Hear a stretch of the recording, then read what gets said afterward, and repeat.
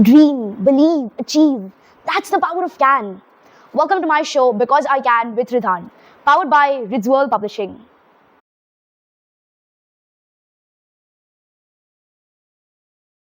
We celebrate Teachers' Day every year. What makes them so special that every year the whole country dedicates one day to teachers? Who are teachers? What are they for? Today I have a very special guest on my show. She was my teacher, my mentor, who shaped me in my early days. She is my first and second grade teacher, and since then, she's always been there for me, and I respect her with all my heart. She has not only restricted herself from teaching academics, but has also imparted numerous lessons beyond the curriculum. She has always recognized the positive potential of each child, and she tirelessly works to bring it to the forefront. She's inspired me to give my best, corrected me, instilled confidence in me, groomed me, guided me, and on many occasions even acted as my second mother. She is my teacher who understands me. I would like to welcome Miss Sumita Bajpai, my beautiful Sumita ma'am. Thank you so much, Ridhan. You've always said that, no? My beautiful Sumita ma'am, I love you. Thank you I so still much. remember that day. So I think it was the day of the orientation. Yes, So then that day before leaving, I said, "You look very beautiful, ma'am." I know. I always remember that. The way you said it was like, and we had an online class, remember? Yeah. It wasn't even the real, on offline ones. It was very nice. And then when we would meet offline, then I would sometimes remind you of that moment. Yes, you always did that. But thank you so much, Ridhan. I mean, I love to see the way you've grown. Now you're tall, you're bigger, you're confident. I mean, with all this that you've started, it's wonderful. Thank It's you really so much, wonderful. ma'am. I mean, I have to give all the credit to your parents first. I've always said that. I come second, maybe, but yeah, very nice, Ridhan. I'm so happy. I'm very proud of you, actually. Very proud of you. Thank you so much, ma'am. Welcome. So, ma'am, there are so many things we're going to learn from you today. So, I'm extremely excited to learn even more from you today. Let's go on. Yeah. So, ma'am, the way you mentored me to be who I am today, who mentored you to be such a wonderful person or a wonderful teacher you are? Honestly speaking, Ridhan, I don't have a person as such who mentored me, but yes, I mean, parents play a very big role in how you are. True. Always. That's with everyone. But the second thing would be, I think for me also, my school and my teachers, where I studied, and environment, I think, around me, whatever I saw, how people dealt with things, the experiences that I went through, I think that is something that mentored me. Every time I learned, and then I tried to apply it, and that's how I learned, and I'm still learning. So yeah, that's I think the biggest mentor for me, the environment and people around me. Well, it's kind of same for me also. Wow. That also the surroundings actually helped me write my stories. So my third book, The Despicable Virus. So it was COVID time when I True. wrote this story. So then I made it based on the COVID. Correct. So then it was because of my surroundings I could make this story. Yeah, it helped you, right? Surroundings are very important. Very, very true. So, ma'am, what was your favorite subject While studying or teaching? while studying? I think I liked English. Yay! Come on, yes! English, you got a plus point. Yes. And your favorite subject to teach? Would still remain English, because I loved that subject, so it was easier for me to teach that subject because I understood it so well that I could impart it. Yeah. It was I mean, like your fort. Like Yeah, I mean, I do love teaching maybe the social sciences and stuff, Yeah. because that helps me to get more, give them hands-on Yeah. with that subject. But English, yeah, I think would still be the number one. But I'm very happy that you also love English. Yes. Thank you. Good. We are on the same page. Yeah. Not on the same page actually. When you think about it, on the same line. Yeah, okay. Same line, same page. I'm giving it a broader spectrum. Page. A lot of lines. So, did you always want to be a teacher? Not really. But when I was into the world of, when I got into the world of education, I thought that, teaching came to me very naturally. But yes, I wouldn't say that, I didn't do anything to become a good, like a teacher or an educator. I also kept learning, seeing things around me and how I could probably become a good one.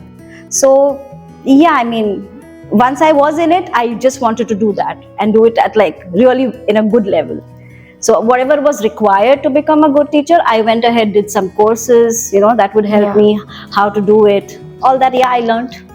And today I am An amazing teacher. Am I? Thank you.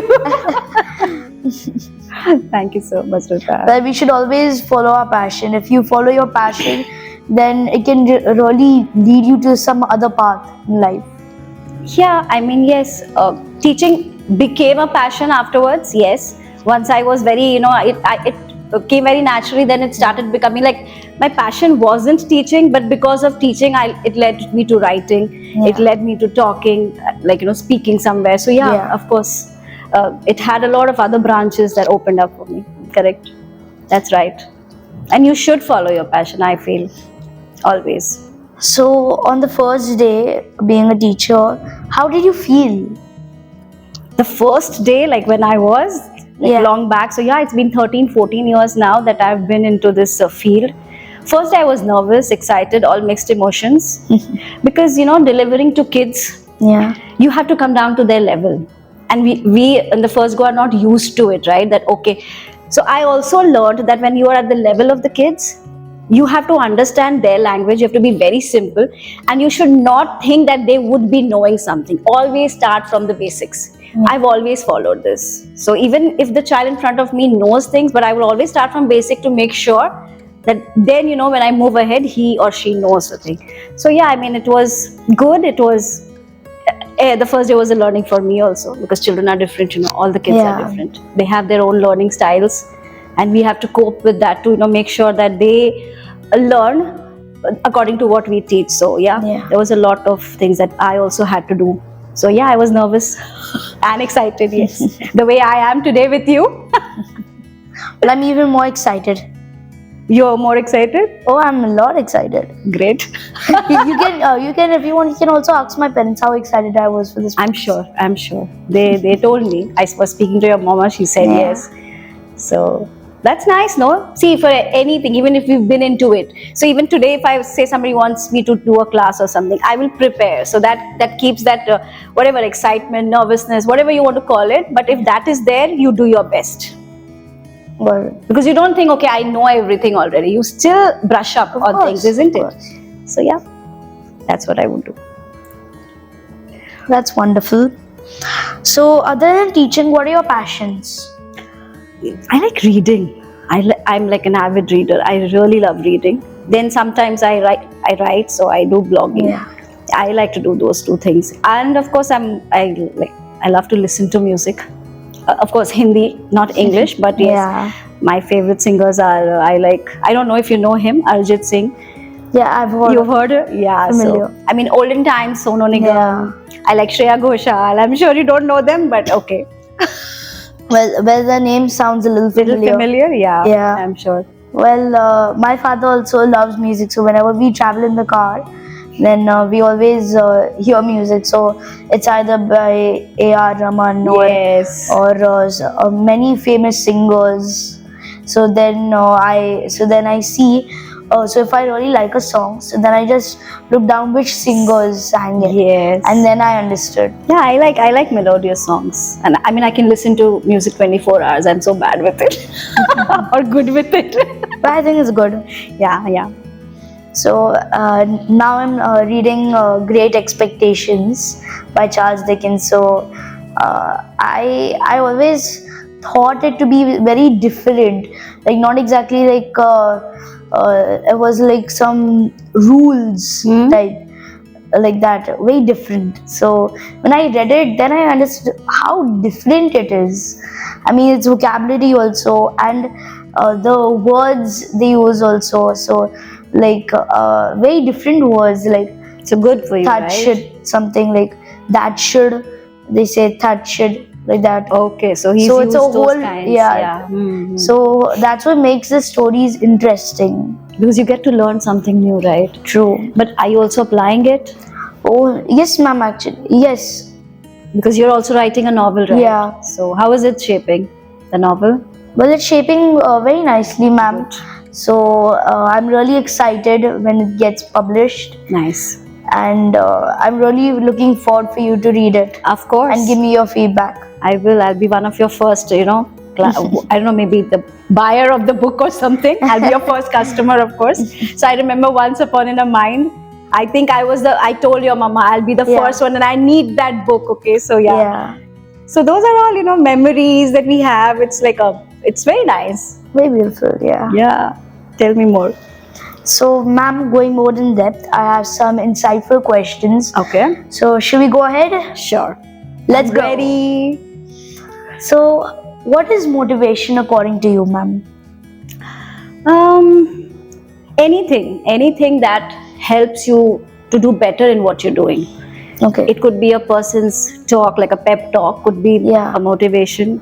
Reading a line somewhere, you're walking and you just see something and that quote motivates you. I'm a self-motivated person. Like those things do motivate me, but Yeah. somehow I have that thing of, I'll just do it. And Yeah. I don't need that kind of a push. But yes, sometimes everybody needs it. But I think, motivation should be internal for you to be able to do things like, Self-motivation is very important for us. Absolutely. I think that's something I always tell my students and everybody, you should be like that makes you do or, stretch yourself more. Yeah. Makes you confident. Of course, because see, anybody, I mean, apart from parents, who else will keep on with pushing you to do stuff, right? Yeah. So you should be internally motivated, I think. But yeah, otherwise people do get motivation from books, from podcasts, Yeah. from movies. There From are motivational speeches. Absolutely. So accordingly, that's an important thing. A very important thing. So, ma'am, why is failure important? We all hear that line that failure is the best teacher. Why do we hear it? See, I have another take on it, okay? So I was reading and I liked it very much. I think failure word shouldn't be there. It should actually be win and feedback instead of win and fail, Yeah. or victory or failure. It should be feedback. Yeah. Because if you're going to fail, you're still going to try and do something else. So basically, Yeah. you've got a feedback on what you did and you were wrong or you were not able to do it properly, and Yeah. that's why you went ahead doing it again, and then you won or whatever it was. You maybe So- did better. Yeah, so because that teaches you. Yeah. So feedback is something that they should probably use instead of failure, because I don't know, fail or failure as a word has been blacklisted or something. If you listen to that failure thing, then people are like, oh, I'm supposed You to get now. very hurt. You feel Exactly, bad. you go into depression and all that. So instead, if we change the word, I think that will also change the mindset a lot. I feel that. Okay. It's on, I don't want to see if I have failed somewhere or if I got a feedback. It's on me if I consider that as a failure. Okay. It could just be a stepping stone. I've not reached the last path, Yeah. but it could just be a stepping stone. I mean, I need 5 more to go and I'll be done. So that's not a failure. So, ma'am, so a lot of people take failure very in a rude way type. So they get very hurt. They feel bad. So how can we overcome that? So resilience is something, if you've heard that word, Yeah. bouncing back. Yeah. So take your time, let it sink in that, something like that happened to me or I was not able to. But reflect on it Yeah. and get back. Give a moment to yourself. Yes. See, it's very important, Ridhan, that you let that emotion come. Yeah. Don't just suppress it. Let it come, because if that is gone, then you'll be able to reflect properly and then you'll be able to take your step forward. And then that failure wouldn't be a failure, it'll become a lesson for you. Yeah. Right? And then you'll bounce back. So that's how you learn from your whatever failures or feedbacks that we get. I always do that. Well, that can really help a lot. Yes. I mean, it does teach. Well, I should start doing that, because mostly I also get very hurt hurt. whenever I fail like that. So then So I'll try using that technique, and maybe I'll feel better. So yeah, you give yourself time. Understand why it happened, what happened, you Yeah. know, and what you could have done better. See, when we fail, we think, okay, what were the other things that we could have done? Then suddenly some scenarios start working in our mind. You know, if I Yeah. had done this, maybe that would have happened. If I so okay, the next time when I do it, I'll try those steps. Got it. And yeah, but don't let yourself not feel it. Feel Yeah. it. Give yourself that time, and you'll come back nicely. So, so a lot of times they would tell this in my class that your strengths, sorry, your weaknesses, you should turn them into your strengths. You should reflect on your mistakes, and then you should turn your weaknesses into strength. True. So if you work on your weaknesses, yes, they will become your strength, right? You should just give a little time to your weaknesses, and then soon it'll just become your strength. You have to work on it. Yes. Yeah. You have to. You have to. Correct. You have any In a sense, like any weaknesses which you're working on? I mean, well, I get emotionally hurt a lot, so I'm working on that. How many ever times I try to calm myself again and again, that keeps happening. But I keep trying to learn how to be calm. so but you've noted when and what happens that you become emotionally disturbed, or you know, whatever.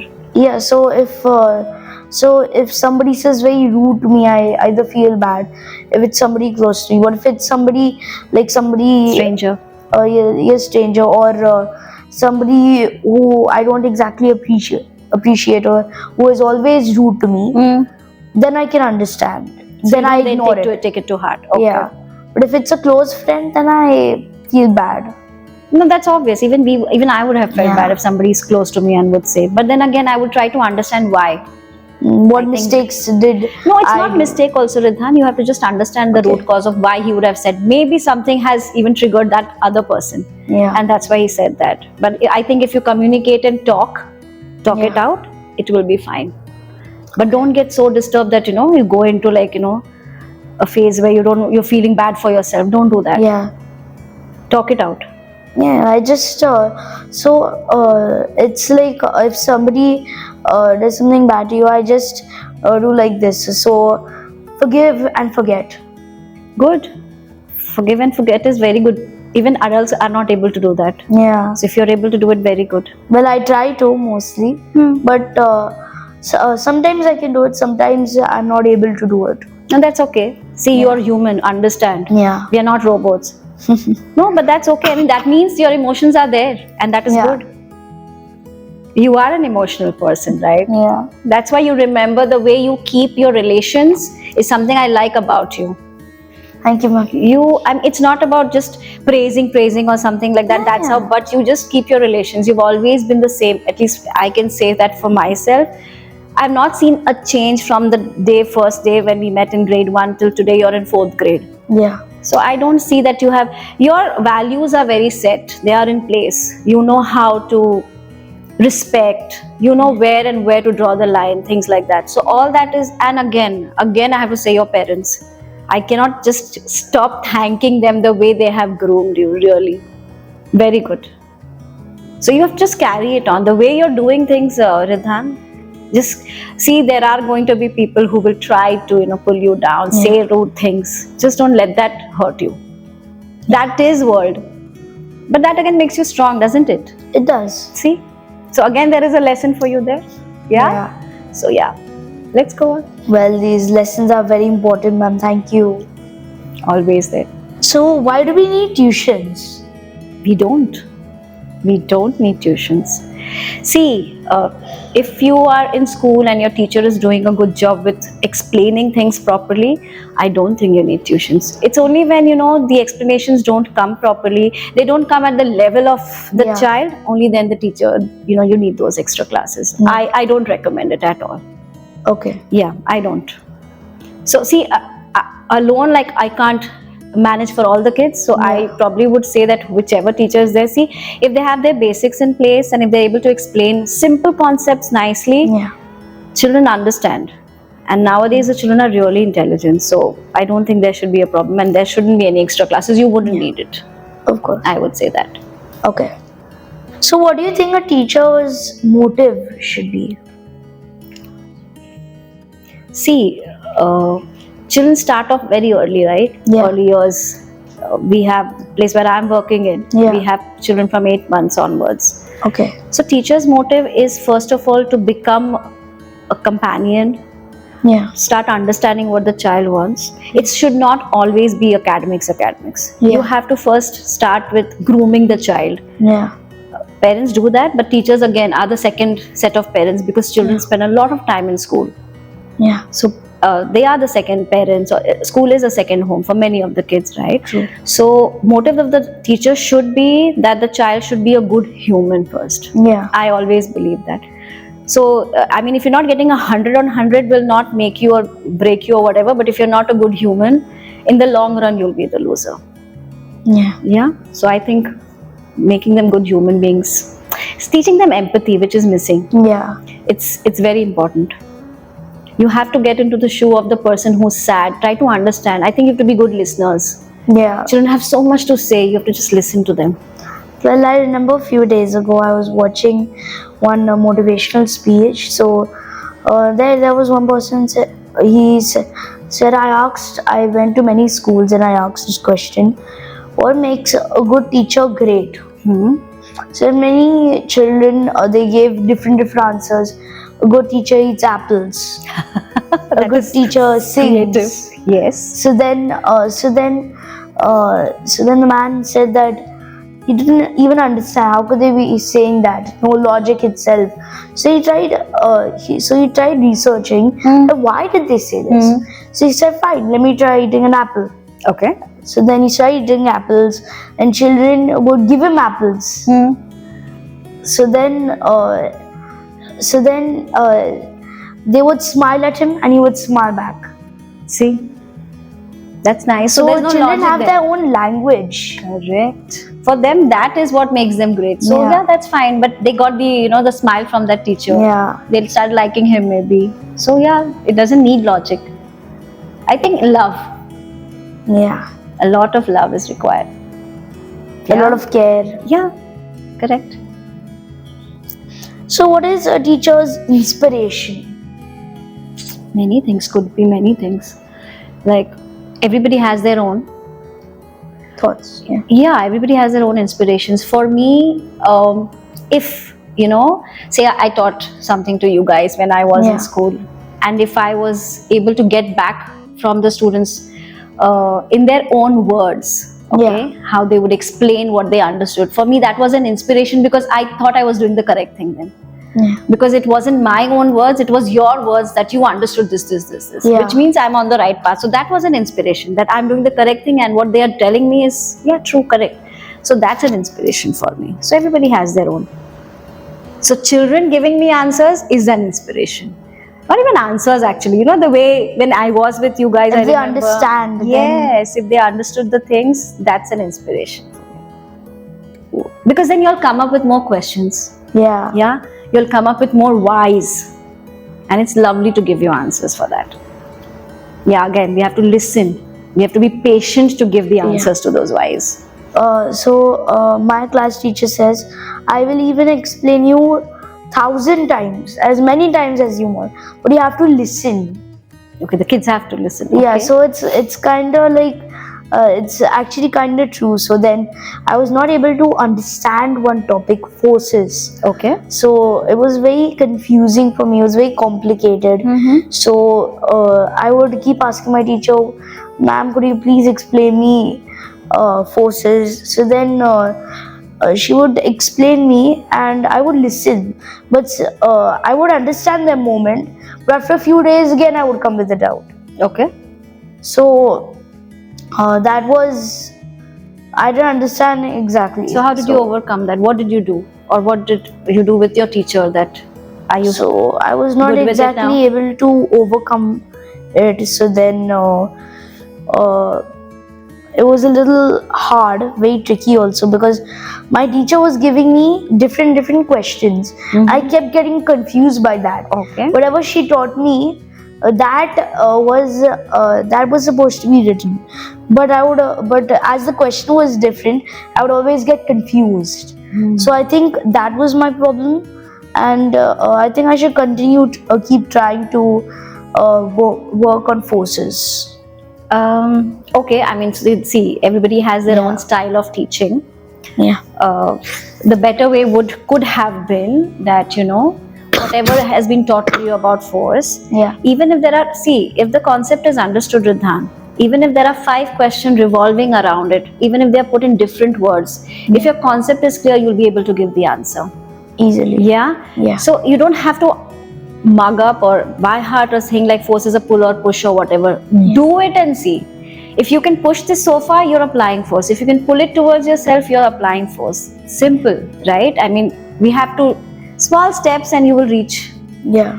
So do hands-on with it, Yeah. right? Instead of maybe just going through the theory and the book, just try to do the hands-on things. Or when you read an experiment in your book, Yeah. try to do it, Yeah. right? That will be a very good way to learn. I'll surely take this advice, ma'am. Try that.